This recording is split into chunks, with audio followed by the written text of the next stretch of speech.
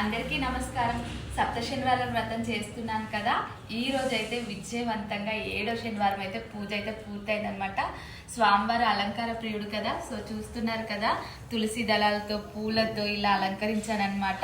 పసుపు గౌరమ్మనైతే పూజించాను. మనం ముడుపు కట్టుకున్నాం కదా, ఆ ముడుపు కూడా స్వామివారి దగ్గర పెట్టేసి పూజ చేశాను. కలశం పెట్టుకున్నాను. పిండి దీపాలతో కూడా పూజ చేశాను అనమాట. సో చూస్తున్నారు కదా, 7 ప్రసాదాలు చేశాను అనమాట ఈరోజు. నాకైతే ఫుల్ హ్యాపీ, చాలా బాగా పూర్తయింది. త్వరగా 7 వారాలు కూడా పూర్తయ్యాయి అనమాట. స్వామివారు కర్ణించారు అనిపించింది, అండ్ కర్ణించారు కూడా.